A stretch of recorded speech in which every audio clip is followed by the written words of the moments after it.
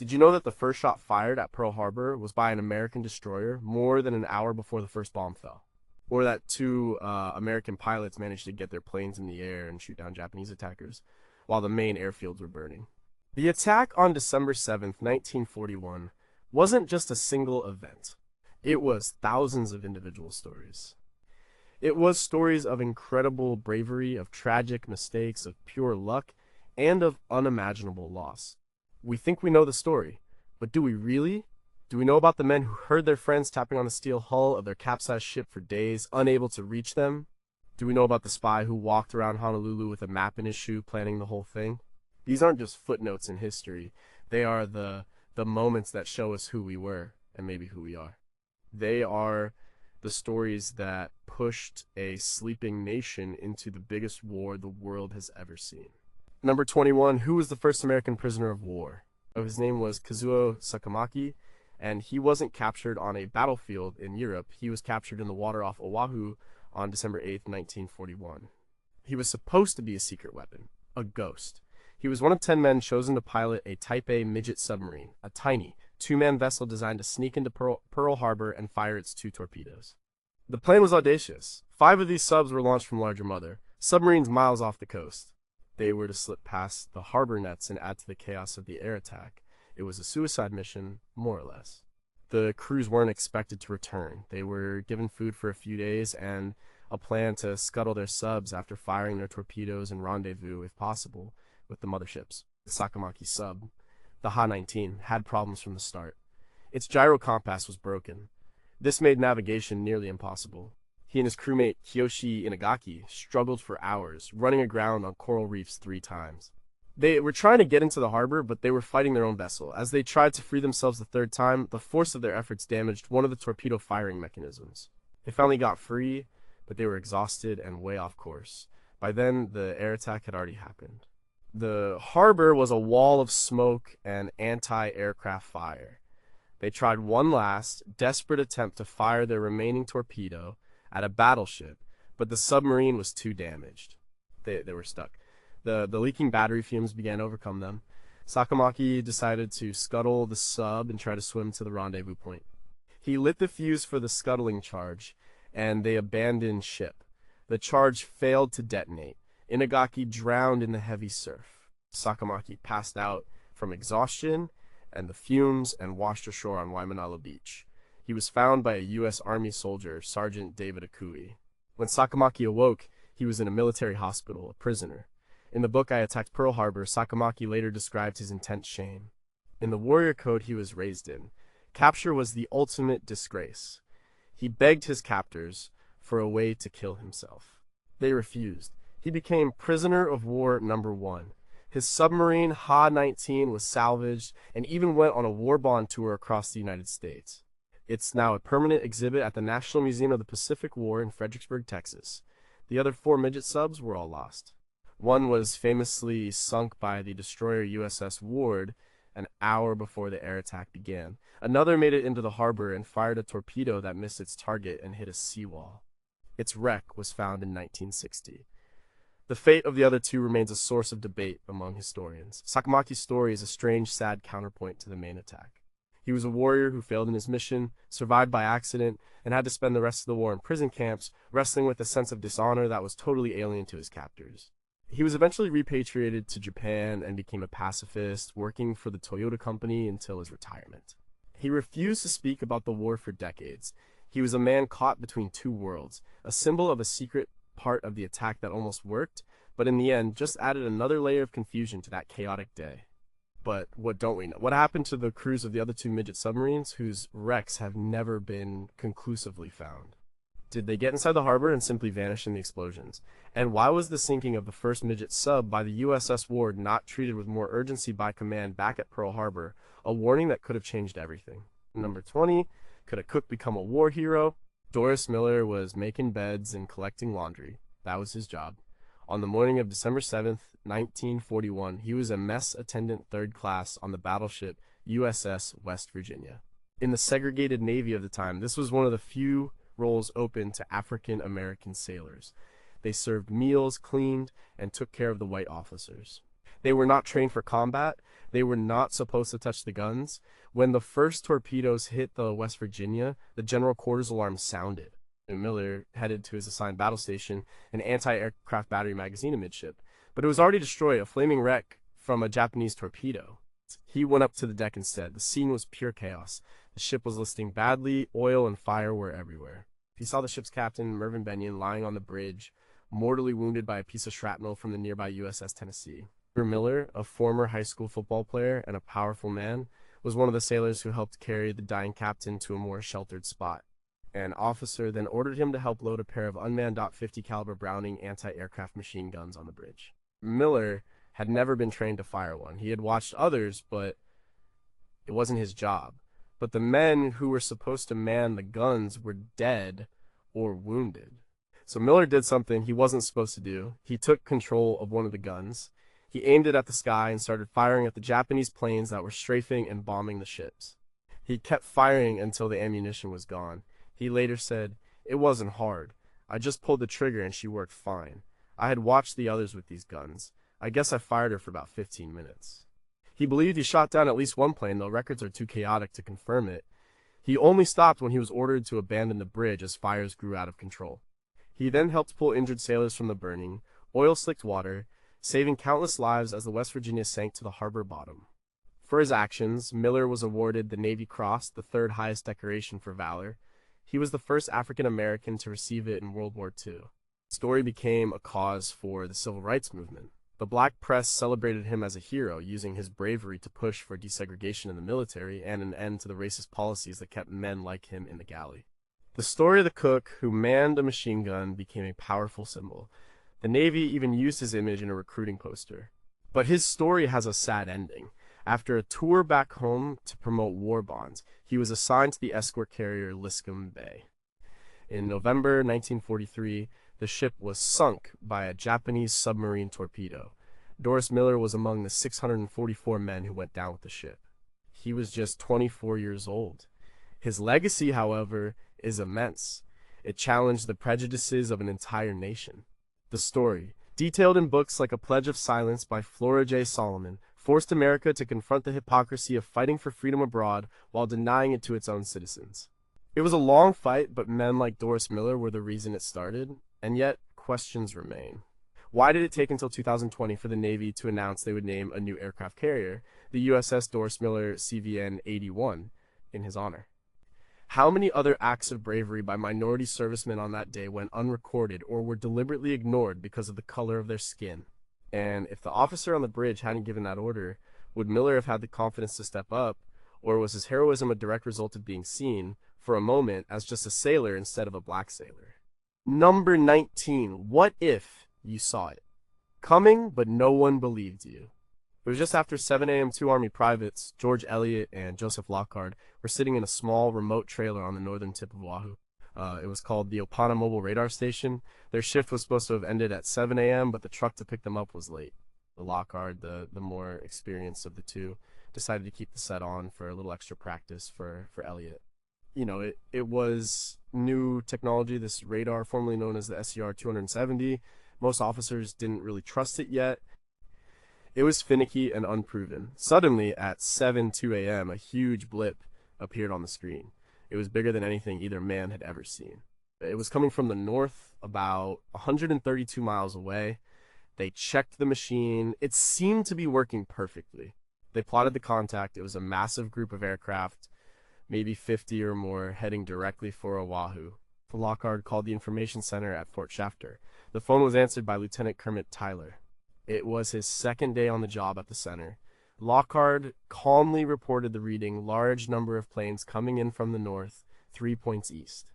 Tyler thought about it for a second. He knew a flight of B-17 bombers was expected in from California that morning. The B-17s were unarmed, flying in to be stationed at Hawaii. To guide them in, the local radio station was playing music all night, acting as a homing beacon. Well, Tyler assumed that's what the radar had picked up. He told Lockhart, "Well, don't worry about it." Back at Opana Point, Lockhart was uneasy. He told Elliott the lieutenant said not to worry. They kept watching. The blip grew larger and clearer as the planes got closer. It was the most perfect radar picture they had ever seen, but they had their orders. An officer had told them it was nothing.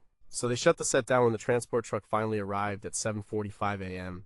As they were driven down from the hill, they began to hear the explosions and see the smoke rising from Pearl Harbor. The planes they had seen on their screen, the first wave of 183 Japanese fighters, bombers, and torpedo planes, had arrived. The story of Lockhart and Elliott is one of the great what-ifs of history. It's a story of new technology being misunderstood and of a simple, fatal assumption. The official investigations after the attack, like the Roberts Commission, heavily scrutinized this moment.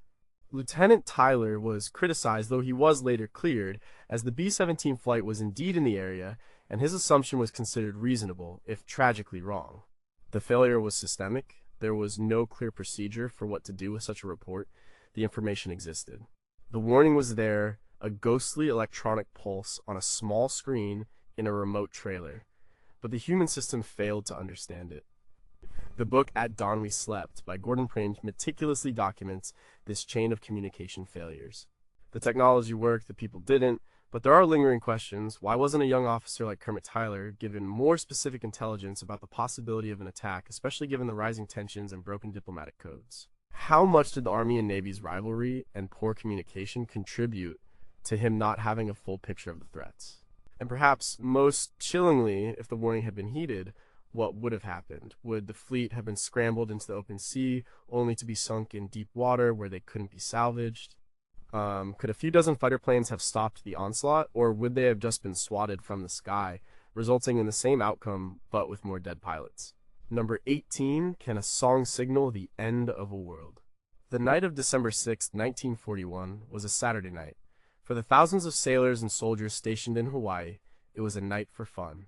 Honolulu was alive, bars were packed, bands were playing. Out at Schofield Barracks, there was a Battle of the Bands contest. The winners were from the 27th Infantry. They had played a great set, but everyone knew the real competition was the U.S. Navy Band Unit 22.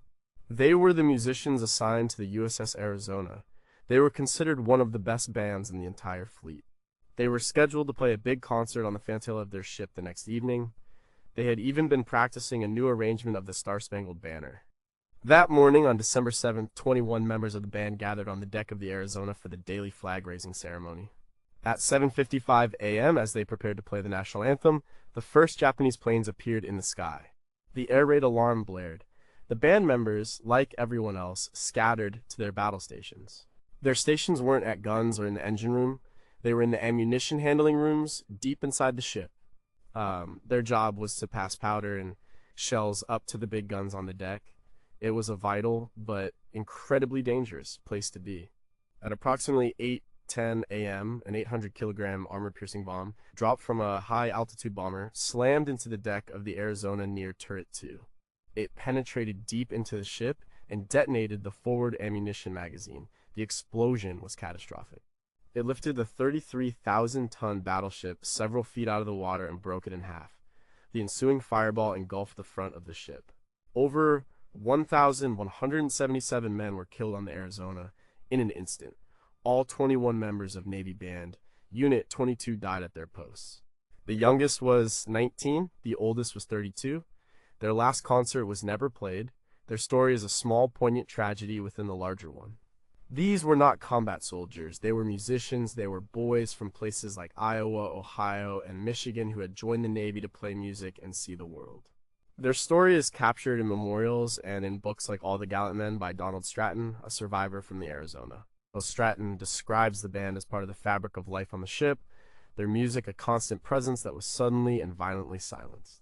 The loss of the entire band in one flash represents the complete and sudden destruction of a way of life. The peace, the routine, the music of a Saturday night, it all vanished in that explosion. This raises some unsettling questions. In our memory of Pearl Harbor, we focus on the warriors and the machines, but how do we properly remember the non-combatants, the cooks, clerks, and musicians who died just as violently? Does the fact that they were a band, creators of art and joy, make their collective death a more profound symbol of the barbarity of the attack? And what music was being played across Honolulu at the exact moment the first bombs fell, the of peacetime that nobody knew they were hearing? Number 17, how do you fight a war from a burning grave? The USS Oklahoma was moored on Battleship Row outboard of the USS Maryland. This exposed position made it a perfect target. Between 7:58 and 8 a.m., the ship was hit by a rapid succession of as many as 9 Japanese torpedoes. Struck the port side. The ship, a veteran of World War I, was not equipped with the latest anti-torpedo bulges. The damage was overwhelming. It began to list immediately and heavily. Within 12 to 14 minutes, the giant battleship capsized, rolling completely over until its masts dug into the mud of the harbor bottom. Hundreds of men were trapped inside the dark, inverted hull. The official death toll for the USS Oklahoma was 429 officers and men. But not all of them died in the initial attack. For days after the bombing, a horrifying sound echoed from the overturned ship tapping. Men were alive inside, trapped in airtight compartments, banging on the steel hull with wrenches, hammers, or anything they could find. They were in total darkness and slowly rising water, with air running out. On the outside, rescue crews worked frantically. They could hear the tapping and would tap back, trying to signal to the men inside. Civilian workers from the naval yard, led by Julio de Castro, brought cutting torches and pneumatic hammers. They began the gruesome task of cutting through the thick, double-layered steel hull. It was a nightmare. Cutting a hole could be a death sentence. If they cut into a compartment that was holding back water, it would flood, drowning the men they were trying to save. If they cut into a fuel tank, the sparks from the torch could cause a massive explosion. They had to drill small test holes first.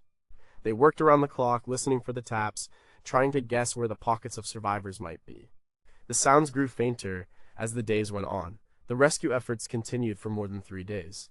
In the end, they managed to pull out only 32 men alive. The last man was rescued on Tuesday, December 9th. After that, the tapping stopped. The story of the trapped men of the Oklahoma is one of the most harrowing from Pearl Harbor.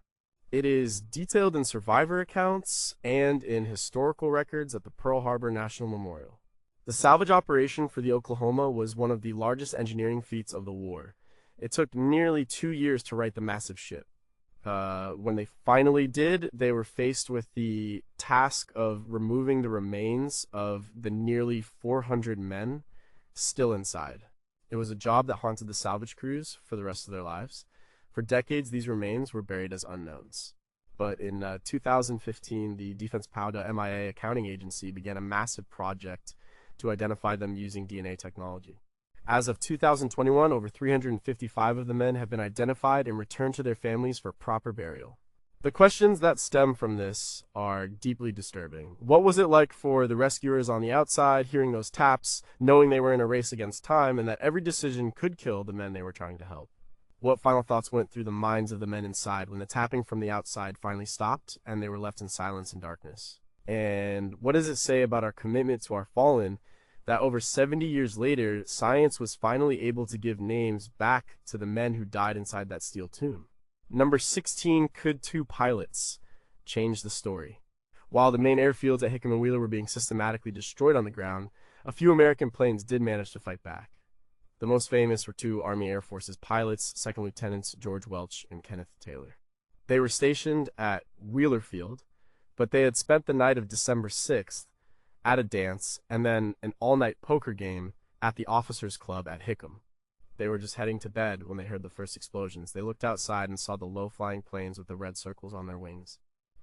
They didn't hesitate.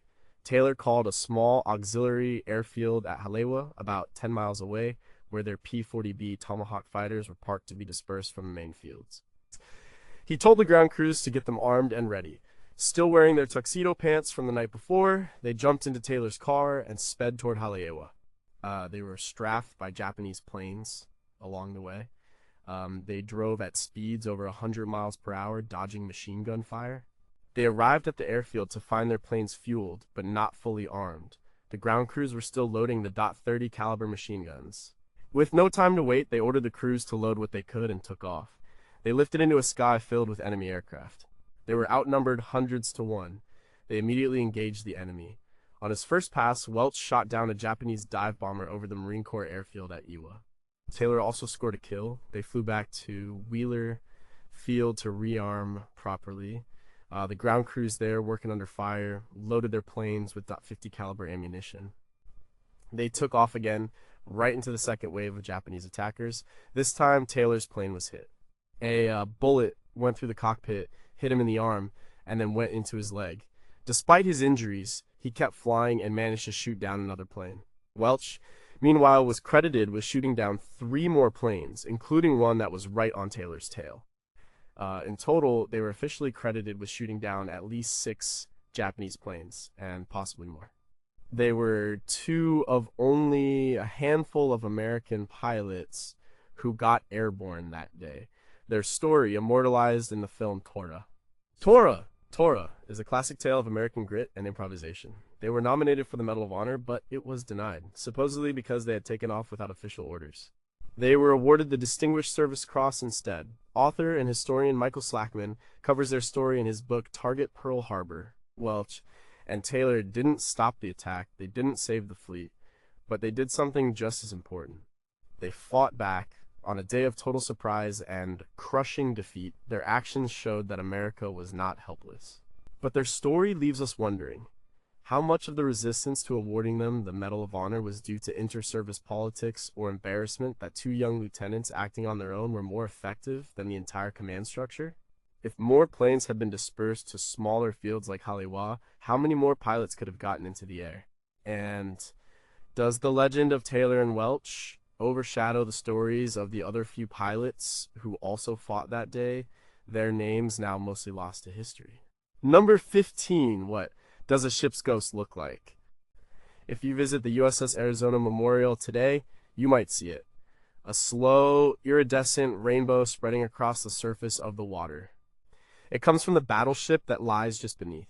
These are the tears of the Arizona. For over 80 years, the sunken ship has been leaking fuel oil.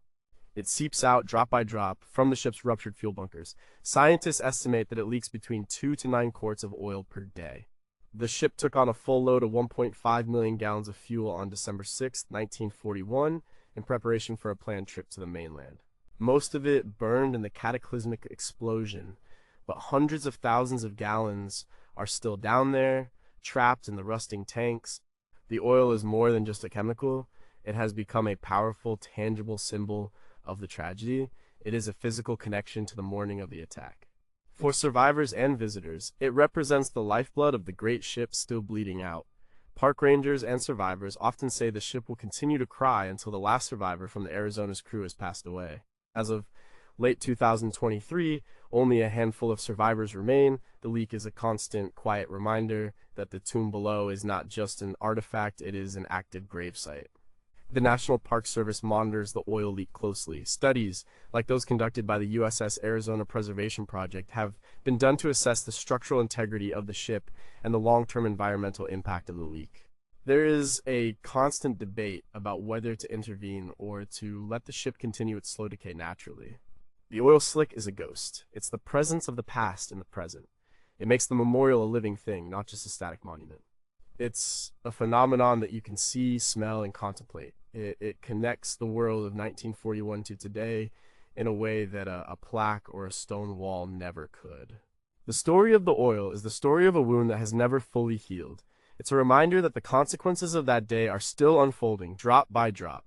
The tears of the Arizona lead to profound questions. What is the environmental cost of preserving this war grave? And at what point does it become a hazard that must be contained?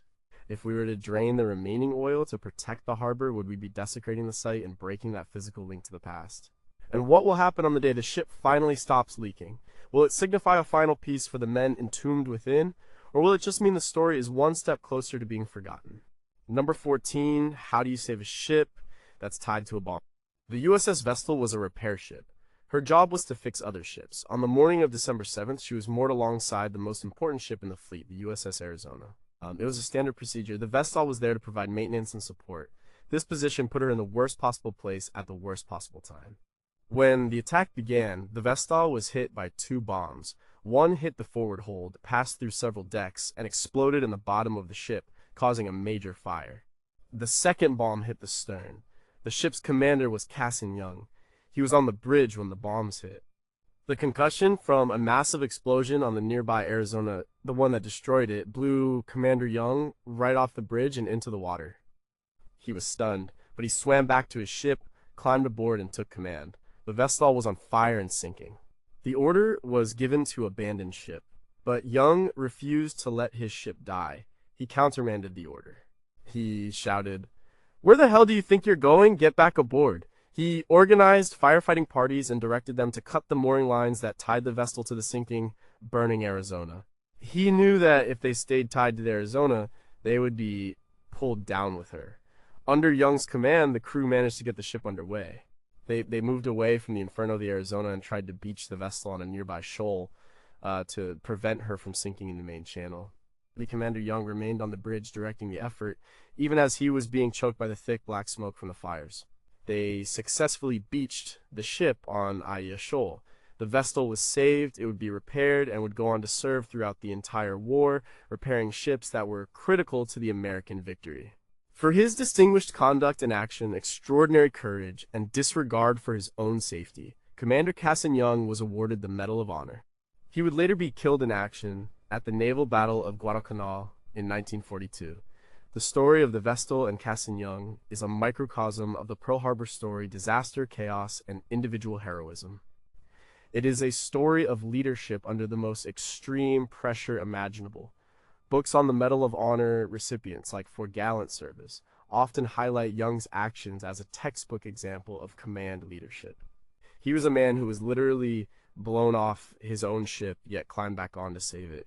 But what remains unknown. How did the crew of the Vestal, a non-combat ship, find the training and discipline to fight the fires and get underway in the middle of that chaos? What was the psychological impact on the men who had to cut the lines to the Arizona, effectively abandoning the men on that ship to their fate in order to save their own? And was Young's decision to countermand the abandoned ship order a moment of pure genius or a desperate gamble that could have gotten his entire crew killed? Number 13. Did America fire the first shot? The official narrative is that the Japanese attack began at 7:55 a.m. with the first bombs, but that's not the whole story. The first shot of the day, the first act of combat, was actually fired by the United States. At 6:45 a.m., more than an hour before the air raid, the destroyer USS Ward was on patrol outside the entrance to Pearl Harbor. The crew spotted something strange in the water, the conning tower of a small submarine. It was trailing a larger ship, the cargo vessel Antares, trying to slip into the harbor behind it. The submarine was one of the 5 Japanese midget subs that were part of the attack. The Ward's captain, Lieutenant William W. Outerbridge, was on his first day in command. He was new to the ship, but he acted decisively. He ordered his crew to open fire. The first shot from their 4-inch gun missed. The second shot struck the submarine at the waterline, right at the base of the conning tower. As the sub began to sink, the Ward also dropped a pattern of depth charges, which blasted the submarine as it went down. At 6:53 a.m., Outerbridge sent a coded message to Naval Headquarters. We have attacked, fired upon, and dropped depth charges upon submarine operating in defensive sea area. The message was received, but it was met with confusion and skepticism. It was peacetime. There were drills all the time. Was this real? Was it a nervous new captain making a mistake? The message slowly made its way up the chain of command, but it was not treated with the extreme urgency it required. By the time senior officers were seriously considering its implications, the sky over Pearl Harbor was already full of Japanese planes. The warning had been sent, but it was lost in the bureaucracy and the disbelief of a Sunday morning. The wreck of that midget submarine was finally discovered in 2002 by the Hawaii Undersea Research Laboratory, confirming the Ward's report. The shell hole from the Ward's gun was clearly visible. The story of the USS Ward, detailed in naval histories like Paul Stilwell's Battleship Arizona, completely changes the timeline of the attack. It shows that there was a clear, unambiguous warning of hostile action a full hour before the main attack. It was a warning that, if acted upon immediately, could have given the fleet precious minutes to prepare, to get sailors to battle stations, and to get planes in the air. The failure to react to the Ward's report is one of the most critical failures of the day. This leads to some critical, unanswered questions. Why was there so much doubt about the Ward's report, especially after the Opana radar station also reported a massive incoming flight? What level of confirmation did the commanders need before sounding a general alarm? And if the alarm had sounded at 7 a.m., how would the outcome have been different? Would the battleships, still trapped and stationary, have been able to defend themselves more effectively, or would the death toll have been even higher as more men rushed to their battle stations on the exposed decks? Number 12, where were the most important ships? The Japanese plan for Pearl Harbor was brilliant and devastating. They targeted the U.S. Pacific Fleet's battleships. In the naval thinking of 1941, battleships were the ultimate weapon, the queens of the sea. Sinking them would, in theory, cripple the American ability to wage war in the Pacific for months, even years. The attack was a stunning success in that regard. They sank or damaged all 8 battleships at Pearl Harbor. But they missed their most important targets. The 3 American aircraft carriers stationed at Pearl Harbor Song, the USS Enterprise, the USS Lexington, and the USS Saratoga, were not in port on December 7th. The Saratoga was in San Diego undergoing repairs and refitting. The Lexington was at sea sailing to deliver a squadron of Marine Corps bombers to Midway Island. The Enterprise, under the command of Admiral Bull Halsey, was also at sea, returning from delivering planes to Wake Island. In fact, the Enterprise was supposed to have returned on December 6th, but it was delayed by a storm. That storm may have saved the U.S. Navy. The Japanese pilots had explicit orders to prioritize carriers over battleships if they found them. The carriers were the real prize. Their absence was a source of immense frustration for the Japanese commanders, including Admiral Chuichi Nagumo, who led the carrier strike force. The survival of the carriers was the single most important strategic outcome of Pearl Harbor for the United States. In the months that followed, it became clear that the age of the battleship was over. The new queen of the sea was the aircraft carrier. The war in the Pacific would be a carrier war, and America still had its carriers. The Enterprise and Lexington would go on to fight in the Battle of the Coral Sea. The Enterprise, Yorktown brought from the Atlantic, and Hornet would fight in the pivotal Battle of Midway in June 1942, a battle that turned the tide of the entire war. The fact that these ships survived Pearl Harbor was a stroke of incredible, dumb luck. Historian H.P. Wilmot, in books like The Barrier and The Javelin, argues that this failure to destroy the carriers was the single greatest strategic failure of the Japanese attack. The story of the missing carriers is a story of chance and irony. Japan won the Battle of Pearl Harbor, but by missing the carriers, they may have lost the war on the very first day. But this stroke of luck raises some persistent, dark questions. Some conspiracy theories have long claimed that President Roosevelt knew the attack was coming and deliberately kept the carriers out of port to ensure America would have a reason to enter the war without losing its most valuable assets. While mainstream historians have found no evidence for this, the question lingers: was it really just a coincidence? How much did the Japanese know about the carrier schedules, and did their intelligence simply fail them on this crucial point? And if the carriers had been in port and had been destroyed, could the United States have ever recovered to win the war in the Pacific? Or number 11, how does a spy hide in plain sight? His name was Takeo Yoshikawa. He arrived in Honolulu in March 1941 under the cover of being a junior diplomat at the Japanese consulate. His real job was to be the master spy for the attack on Pearl Harbor. He used the alias Tadashi Morimura. He was a trained intelligence officer from the Japanese Imperial Navy. He spoke fluent English. His mission was simple: gather as much information as possible about the U.S. fleet, its movements, its defenses, and the layout of the naval base. And he was very, very good at his job. Yoshikawa was the classic spy hiding in plain sight. He played the part of a low-level consulate worker perfectly. He spent his days and nights gathering intelligence. He would take tourist flights over Pearl Harbor, memorizing the locations of the ships. He would rent a small boat and sail around the harbor, taking notes. He even swam at the beaches near the naval base to get a closer look. One of his favorite spots was a Japanese restaurant on a hilltop overlooking the harbor. He would sit there for hours, sipping tea and using binoculars to watch the ships. He developed a system for tracking which ships were in port and where they were moored. He noted that the ships were most likely to be in port on the weekends. He paid special attention to Battleship Row. He even had a map of the harbor hidden in the sole of his shoe. He sent his intelligence back to Tokyo and coded diplomatic messages. The Americans had broken Japan's diplomatic code, Purple, but Yoshikawa's messages were sent in a lower-level consular code that U.S. intelligence was paying less attention to. His reports were incredibly detailed and accurate. He confirmed the shallow depth of the harbor, which led the Japanese to develop special wooden fins for their aerial torpedoes so they wouldn't get stuck in the mud. His final report, sent just before the attack, gave the precise location of every battleship in the harbor. The pilots of the Japanese attack force had his information. They knew exactly where to go. After the attack, Yoshikawa destroyed all of his spying materials and remained at the consulate until he was repatriated to Japan in a diplomat exchange in 1942. His role was not fully understood by the US until after the war. The story of his espionage is a chilling tale of intelligence failure on the part of the United States.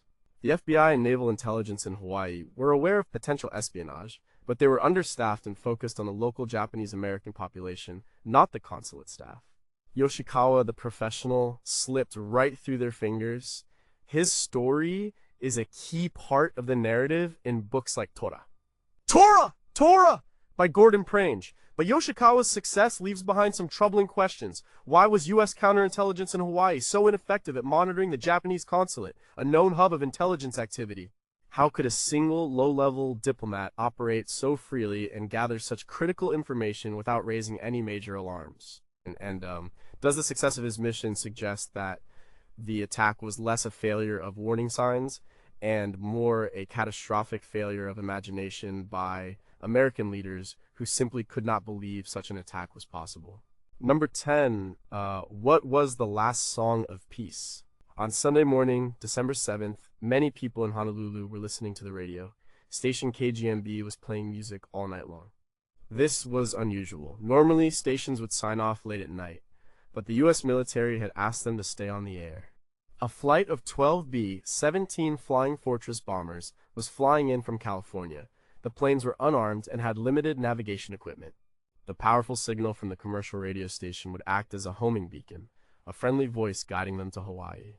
So all night, Hawaiian music and popular tunes played out over the airwaves.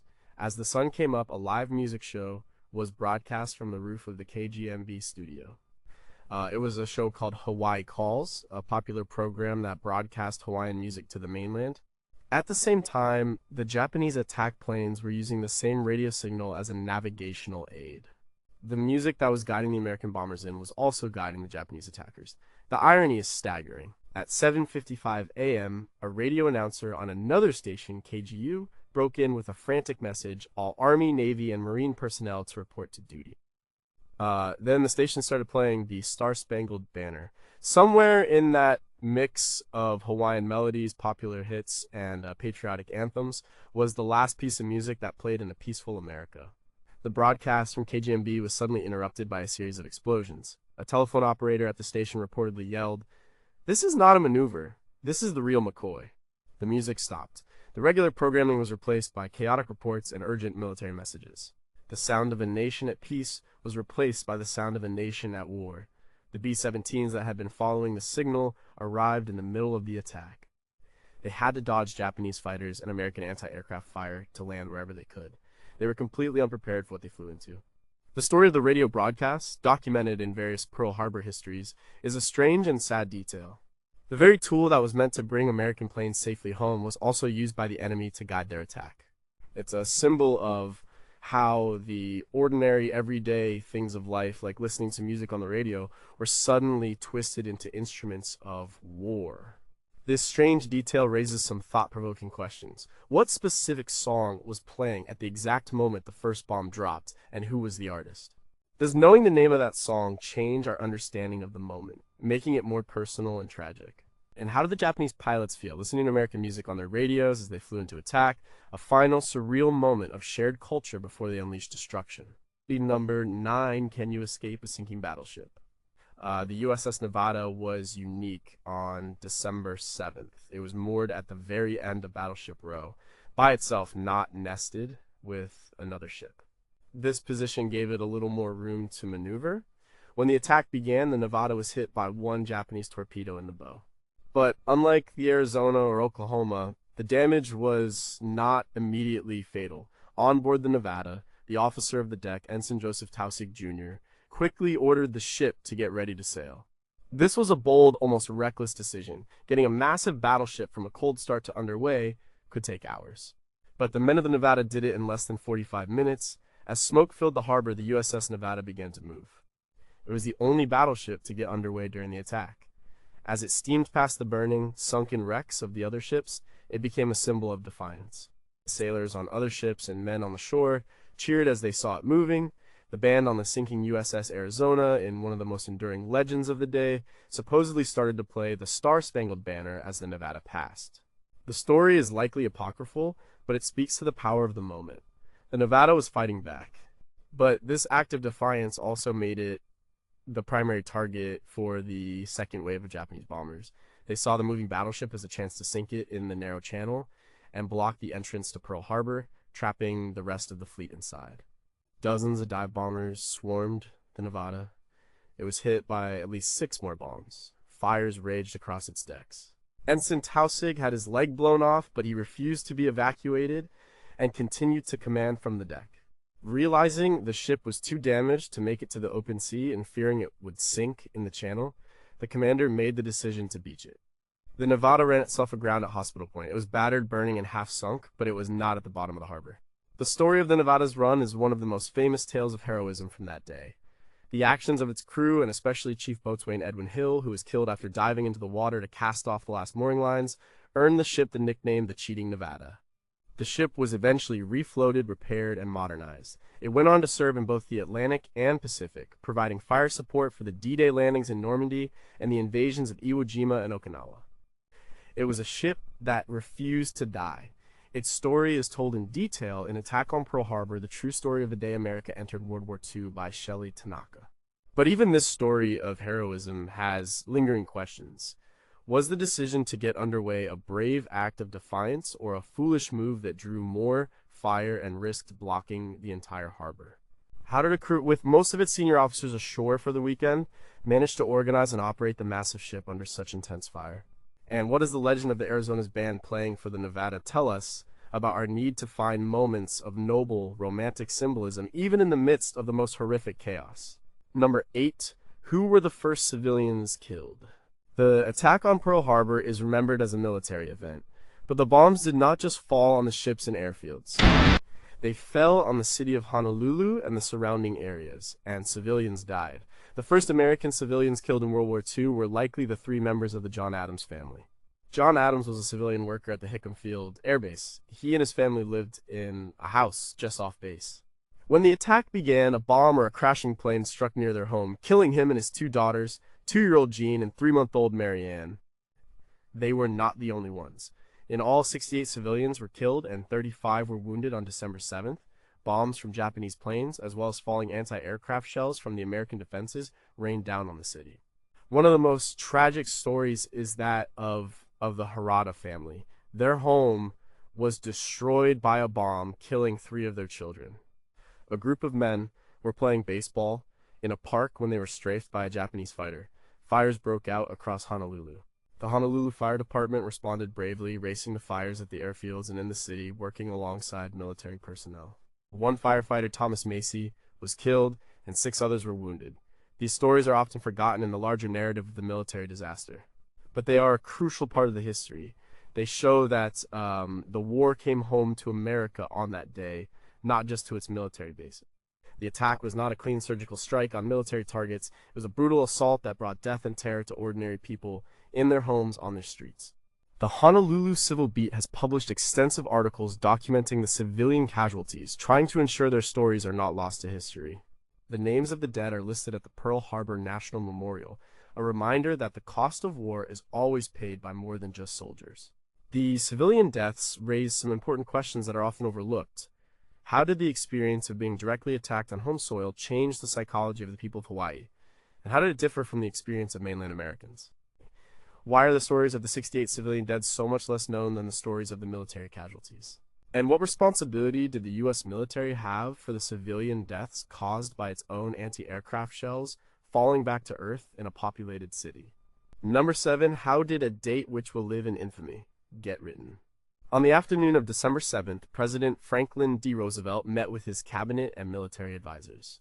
He knew he had to address the nation and Congress. He knew he had to ask for a declaration of war.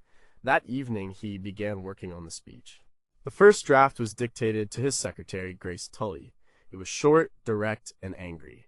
The famous opening line was originally different.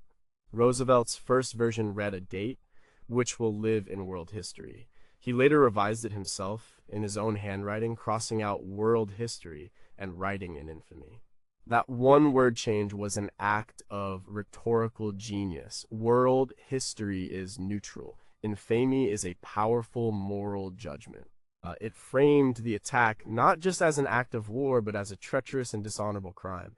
The rest of the speech was just as carefully crafted. Roosevelt listed the other Japanese attacks that were happening simultaneously across the Pacific in Malaya, Hong Kong, Guam, and the Philippines. This was important. It showed that Pearl Harbor was not an isolated incident, but part of a massive, coordinated surprise offensive. It painted Japan as an aggressor with a global ambition. He delivered the speech to a joint session of Congress on December 8th, 1941. It lasted just over 6 minutes. It was broadcast by radio to the entire nation. The infamous speech is one of the most famous speeches in American history. It galvanized the country. It erased the deep divisions between isolationists and interventionists that had defined American politics for years. After the speech, Congress voted to declare war on Japan with only one dissenting vote, that of Representative Jeanette Rankin, a pacifist who had also voted against entry into World War I. The speech worked because it was simple, powerful, and righteous. It gave a shocked and confused nation a clear narrative and a moral purpose. The drafting process and the power of the speech are analyzed in countless books on political communication, like FDR and the Creation of the UN by Townsend Hoops and Douglas Brinkley, which touch on his wartime rhetoric. The creation of this iconic speech, however, prompts some interesting questions. How much of the speech's power came from Roosevelt's words, and how much came from the raw anger and shock that the American people were already feeling? If he had stuck with a date which will live in world history, would the national response have been any less unified? And what does the careful crafting of the speech tell us about the importance of political language in shaping public opinion and justifying war, even when the justification seems obvious? Number 6. What happens when the warning comes too late? In the days and weeks before December 7th, American intelligence had achieved a monumental breakthrough. They had cracked Japan's most secret diplomatic code, known as Purple. This meant they could read the messages being sent between Tokyo and the Japanese embassy in Washington, D.C. As they read the traffic, they knew that something big was coming. They knew that Japan was about to break off negotiations and likely launch an attack. They just didn't know where or when. The intelligence was fragmented. The military warnings sent to commanders in the Pacific, including to Admiral Husband Kimmel at Pearl Harbor, were vague and confusing. They warned of potential sabotage, not an all-out air assault. The final piece of the puzzle was a 14-part message sent from Tokyo to the Japanese embassy. It was a long, formal rejection of the American diplomatic proposals. The American codebreakers intercepted and decoded it faster than the Japanese embassy could. Roosevelt read the first 13 parts on the evening of December 6th and reportedly said, "This means war." The final 14th part, which officially broke off relations, was decoded on the morning of December 7th. It was followed by a separate, shorter message instructing the embassy to deliver the full message to the American Secretary of State at exactly 1 p.m. Washington time. That was 7:30 a.m. in Hawaii. An Army intelligence officer, Colonel Rufus Bratton, saw the 1 p.m. instruction and immediately understood its significance. An ultimatum delivered on a Sunday morning could only mean one thing: a surprise attack at dawn somewhere in the Pacific. He frantically tried to get a warning to the military commanders, but it was a Sunday morning. He had trouble reaching senior officers. The Army Chief of Staff, General George C. Marshall, was out for his morning horseback ride. When Marshall finally got the message and saw its importance, he decided to send a warning to all Pacific commands. But because of atmospheric interference, the telegraph to Hawaii was not working, so the message was sent via a commercial Western Union telegram. It arrived at the Western Union office in Honolulu, but was given to a regular telegram delivery boy, Tadao Fuchikami, to deliver on his motorcycle. As he was driving toward Fort Shafter, the bombs were already falling. The message arrived hours after the attack was over. The story of the 14-part message is a tragedy of errors, bad luck, and bureaucracy. It is the ultimate too little, too late story. All the information was there, the pieces were on the table, but the ability to assemble them into a clear picture and act on it in time failed. The story is a central part of every investigation and every historical account of the attack, including Roberto Wolstedter's classic study, Pearl Harbor Warning and Decision. It shows that intelligence is useless if it can't be communicated effectively, but the failure raises haunting questions. Was the delay in warning simply a series of unfortunate coincidences, or was it a symptom of a deeper complacency and underestimation of the enemy within the American military command? If the warning had been sent via a more urgent channel and had arrived just 30 minutes before the attack, what could have realistically been done in that time to change the outcome?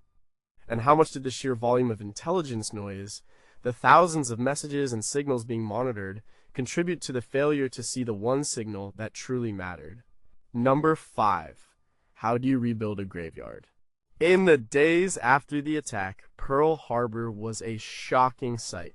It was a junkyard of twisted steel and sunken ships. Battleship Row was a line of smoking, ruined hulks. The initial assessment was devastating, but almost immediately the work of salvage and recovery began. It would become one of the greatest engineering and logistical feats of the war. It was a dirty, dangerous, and often gruesome job. Divers had to go down into the dark, oil-filled water to inspect the damage and recover bodies. They worked in near total blackness, navigating through tangled wreckage and the debris of the attack. The scale of the task was immense. The first priority was to get the less damaged ships back into the fight. Ships, like the cruisers Helena and Honolulu and the battleship Maryland, were repaired relatively quickly. But the major salvage projects were the battleships that were sunk in the shallow harbor. The USS California and the USS West Virginia were sitting on the bottom. To raise them, workers had to patch the massive holes in their hulls, build giant wooden cofferdams around them, and then pump millions of gallons of water out. It was a slow, painstaking process that took months. The USS Nevada, which had beached itself, was also refloated and sent for major repairs. The most difficult job was the capsized USS Oklahoma. The ship was upside down. To right it, engineers had to attach 21 massive winches to the shore and slowly, carefully pull the 35,000-ton ship upright over a period of several months. The salvage operation, documented in U.S. Navy archives and books like Resurrection Salvaging the Battle Fleet at Pearl Harbor by Daniel Madsen, was more than just a repair job. It was an act of defiance. It sent a message to the enemy: you can sink our ships, but we will raise them from the dead and send them back to fight you. And they did. Of the 21 ships sunk or damaged at Pearl Harbor, all but 3, the Arizona, the Oklahoma, and the Utah, were eventually returned to service. Many of them fought in the final decisive battles of the Pacific War. The Great Salvage Operation is a testament to American industrial power and ingenuity. It turned a symbol of defeat into a symbol of resilience. But the story of the salvage also forces us to ask some hard questions. What was the psychological toll on the divers and salvage workers who had to work inside these sunken tombs, often alongside the remains of their former shipmates? How did the decision about which ships to salvage and which to abandon, like the Arizona, get made? And what did it say about the cold calculus of war? And does the success of the salvage operation in some ways diminish our memory of the attack's devastation, making it seem less permanent and catastrophic than it truly was? Number 4, what happens to your home when your country is at war with your ancestors? For the 160,000 people of Japanese descent living in Hawaii in 1941, the attack on Pearl Harbor was a double tragedy. They were Americans and their country had been attacked, but the country that attacked was the land of their ancestors. In an instant, their loyalty was questioned, their neighbors looked at them with suspicion, their lives were turned upside down. Immediately after the attack, martial law was declared in Hawaii. Community leaders, Buddhist priests, and Japanese language school teachers were rounded up and arrested by the FBI. They were sent to internment camps on the mainland. One strange and telling incident happened on the small remote Hawaiian island of Niihau. A Japanese pilot, Shigenori Nishikaichi, crash-landed his Zero fighter on the island after the attack. For a few days, the local Hawaiians, who had no telephone or radio, did not know about the attack. They treated the pilot with hospitality. But when the news arrived, the situation became tense. The pilot, with the help of a few local Japanese American residents, took hostages and tried to retrieve his papers from the crash plane. The incident ended when one of the local Hawaiians, Benahakaka Ben Kanahele, killed the pilot. The Niihau incident, as it came to be known, was used as propaganda to fuel fears that Japanese Americans could not be trusted and would aid the enemy. Despite this intense suspicion, the mass internment of all people of Japanese descent that happened on the west coast of the United States did not happen in Hawaii. The reason was purely practical. Japanese Americans made up nearly 40% of the territory's population and were essential to its economy and its workforce. Interning all of them would have crippled Hawaii. However, Thousands were detained, and the community lived under a cloud of suspicion for the entire war. The ultimate response from the Japanese American community was to prove their loyalty through military service. The 100th Infantry Battalion and the 442nd Regimental Combat Team, composed almost entirely of Japanese American volunteers from Hawaii and the mainland, became the most decorated unit of its size in U.S. military history. Their story, told in books like Go for Broke by C. Douglas Sterner, is one of the most powerful and complex legacies of Pearl Harbor. This aspect of the Pearl Harbor story raises some of the most difficult questions. How could a nation fighting for freedom abroad justify the wholesale suspicion and detention of its own citizens based on their ancestry? What does the story of the 442nd tell us about the nature of patriotism and the desire to prove one's belonging in the face of prejudice? And how has the memory of the post-Pearl Harbor suspicion shaped the identity of the Japanese American community in Hawaii and across the nation to this day? Number 3, could a single ship be a hero? A ship is just steel and machinery, but sometimes a ship can have a soul. The USS Utah was not a glorious battleship on December 7th. It was an old, decommissioned vessel that had been converted into a target ship. Its main guns had been removed. It was used for training anti-aircraft gunners. It was moored on the other side of Ford Island from Battleship Row in a spot usually reserved for aircraft carriers. Some historians, like those in the Naval History and Heritage Command, speculate that the Japanese pilots, seeing its large, flat deck, may have mistaken it for a carrier in the early moments of the attack. The Utah was hit by 2 torpedoes early in the attack. It capsized and sank in minutes, trapping dozens of men inside. One of them was Chief Water Tender Peter Tomich. As the ship was rolling over, Tomich remained at his post in the engine room, making sure the boilers didn't explode and securing the area so that other men could escape. His actions saved the lives of many of his crewmates, but he went down with the ship. He was posthumously awarded the Medal of Honor. For many years, the Navy could not find any of his relatives to present the medal to. It was finally given to a family member in 2006. But the story of the Utah doesn't end there. As the ship lay on its side in the harbor, sailors trapped in the hull began banging to signal they were alive. The sailor from the nearby USS Raleigh, machinist Mate S.A. Samansky, heard the tapping. He grabbed a cutting torch and, on his own initiative, climbed onto the slippery, overturned hull of the Utah and began cutting a hole. He knew it was dangerous. The ship could shift, or he could ignite trapped fuel vapors. He cut through the steel and managed to pull one man, fireman John B. Vason, out alive. Vason was one of the last men rescued from any of the sunken ships. The USS Utah was never salvaged. Like the Arizona, it was declared a war grave. Its rusting hulk remains in the harbor today, a memorial to the 58 men who are still entombed within it. The story of the Utah is often overshadowed by the more famous battleships, but it's a story of quiet, forgotten heroism. It raises its own set of questions. Why is the memorial for the USS Utah so much less visited and well known than the memorial for the USS Arizona, even though both are war graves? Does the ship's status as a lesser vessel, a mere target ship, influence how we remember the men who died on it? And what does the individual heroism of men like Peter Tomich and S.A. Szymanski tell us about how ordinary people react in extraordinary circumstances far from any official chain of command? Number 2, what is the sound of a world ending? For most people at Pearl Harbor, the attack didn't start with a thought. It started with a sound, a rumble, an explosion that didn't sound like practice. For sailors on the ships, it was the violent shudder of a torpedo impact. For people in Honolulu, it was the drone of planes, lower and more numerous than they had ever heard before. Survivor accounts collected over decades by institutions like the National WWII Museum are filled with descriptions of the sounds of that morning. They talk about the thump-thump of the torpedoes, the high-pitched whistle of falling bombs, the cacophony of anti-aircraft guns opening up from all over the harbor, and the terrible, deafening roar of the USS Arizona's magazine exploding. But there are other sounds too. The sound of machine gun bullets strafing the airfields, chewing up the tarmac and the planes parked wingtip to wingtip. The sound of shouting, of alarms, of men running to battle stations.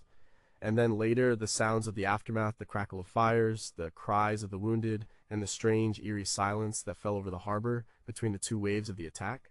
For the men trapped in the overturned hulls of the Oklahoma and the West Virginia, the only sound was the slow drip of water, the groan of stressed metal, and the desperate, rhythmic tapping on the steel walls of their own tombs.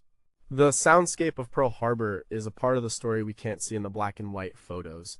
It was a symphony of destruction. It was the sound of a world of peacetime routine being violently torn apart and replaced by the new, terrifying sounds of war. The attack was not silent. It was a physical, auditory assault designed to create not just destruction, but terror and chaos. The Japanese pilots even noted the lack of significant American fighter plane noise, a sign of their complete success in destroying the airfields on the ground. The sound of what wasn't there was as important as the sound of what was. This focus on the sounds of the attack brings up some final, deeply human questions. How did the survivors process these sounds for the rest of their lives, and did certain noises trigger the trauma of that morning? In our visual-focused memory of history, have we lost the importance of the auditory experience of battle? And if we could listen to a recording of that morning, what would it truly tell us about the human experience of chaos, terror, and the sudden violent arrival of war? Number 1. Can a grave still be a battlefield? The USS Arizona is not just a shipwreck, it is a national cemetery. The remains of over 900 of the 1,177 men who died on the ship are still inside. They were never recovered.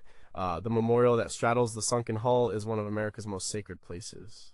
But the story of the Arizona's crew did not end on December 7th, 1941. In the years since, something remarkable has happened. Survivors of the attack, men who lived through the horror and went on to have full lives, have chosen to return to their ship and their shipmates in death. More than 40 survivors of the USS Arizona have had their ashes interred in the ship. The process is a solemn military ceremony. A diver takes the urn containing the survivors' ashes and places it deep within the wreckage, usually in the dark space of one of the ship's gun turrets.